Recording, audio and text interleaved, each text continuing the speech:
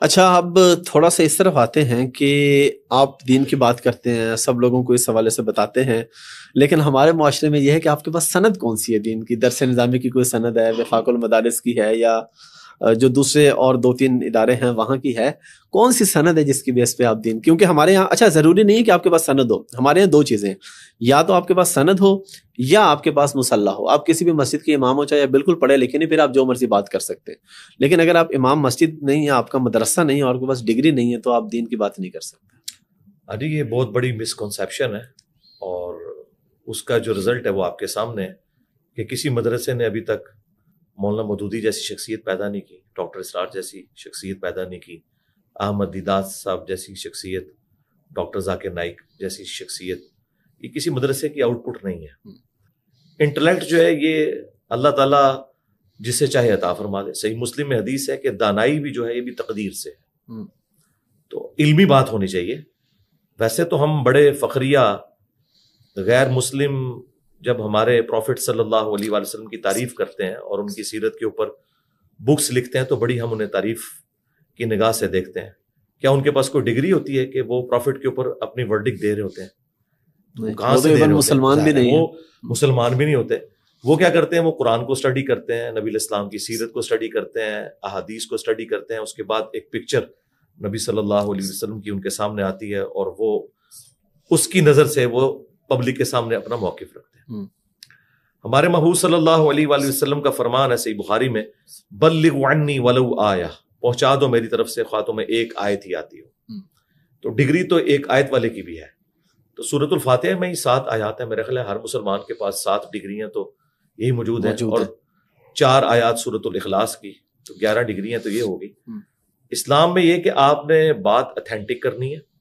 صحابہ کرام کے پاس کون سی ڈگریاں تھیں؟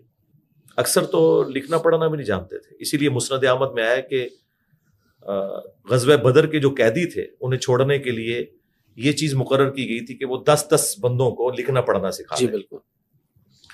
تو اسلام میں یہ کہ آپ اتھینٹک نالج کے ساتھ اپنا پوائنٹ آف ویو لے کے آئیں. حتیٰ کہ صحیح بخاری میں آتا ہے کہ شیطان نے انسانی شکل میں آ کے آیت الکرسی کا وظیفہ دیا تھا حضرت ابو ہریرہ کو. تو نبی صلی اللہ علیہ وآلہ وسلم نے فرمایا کہ وہ ہے جھوٹا تھا جو انسانی شکل میں آیا، وہ شیطان تھا، لیکن اس نے یہ بات سچی کی ہے کہ جو رات کے وقت آیت الکرسی پڑھ کے سو جائے صبح تک ایک فرشتہ اس کی حفاظت کے اوپر مامور رہتا ہے. تو اگر شیطان بھی سچی بات کرے تو آپ نے لے لینی ہے. جامعہ ترمذی میں حدیث ہے، اس کو سپورٹو ابن عباس کا قول بھی امام بیہقی لے کے آئے ہیں کہ حکمت مؤمن کی گم شدہ میراث ہے، جہاں سے ملے لے لو. اس میں تو آپ کہیں سے بھی لے سکتے ہیں. آپ یہ دیکھیں بات ٹھیک ہو رہی ہے. اس کے لیے میں ایک بڑی جھٹکی سی مثال دیتا ہوں کہ اگر ایک پرائمری اسکول کا بچہ ایک عالم دین کو آ کے کہے کہ حضرت آپ جو سود کھا رہے ہیں، تو سورۃ البقرہ کی آیت نمبر 279 میں سود کھانے والے کو اللہ تعالیٰ نے اپنا اور اپنے محبوب صلی اللہ علیہ وآلہ وسلم کے خلاف جنگ کے ساتھ اسے تشبیہ دی ہے. یعنی اللہ اور اس کے محبوب صلی اللہ علیہ وآلہ وسلم کا اعلان جنگ ہے. اور وہ عالم دین کہے کہ تمہارے پاس کون سی ڈگری ہے؟ اب یہ تو وہ کہے کہ جی بالکل، وہ کہے کہ سورۃ البقرہ میں لکھا ہے. وہ کہے گا بھائی جب تک تم ڈگری نہیں لے کے آتے میں نے سورۃ البقرہ کی آیت 279 نہیں ماننی. تو بھائی اس کو تو چھوڑ دیں، وہ عالم دین اپنے ایمان سے فارغ ہو جائے. اور غیر مسلم 2001 کے بعد ٹوئنز ٹاور کے اٹیک کے بعد لوگ اسلام میں داخل ہوئے ہیں، انہوں نے کوئی ڈگری حاصل کی ہے اور آج وہ آ کے لوگوں کو دین سکھا رہے ہیں. یوسف ایسٹس دیکھ لیں، یعنی وہ ایک کٹر قسم کے پروٹیسٹنٹ کرسچن تھے، آج ہزاروں لوگوں کو انہوں نے جو ہے وہ اسلام میں داخل کیا ہے. یہ کسی مولوی کو تو توفیق نہیں ہوئی، تو انہوں نے کہاں سے ڈگری حاصل کی ہے؟ ان کی تو عربی پروننسیشن بھی درست نہیں ہے، وہ تو دال کو بھی ڈال پڑھتے ہیں کیونکہ وہ تو یہ ایک پرانی باتیں ہو گئی ہیں میرا خیال ہے. اور پھر ہم تو ایک کھلی کتاب ہیں. وہ میں مودودی صاحب والی بات کروں گا کہ میری باتیں چھپی ہوئی نہیں ہیں، چھپی ہوئی ہیں.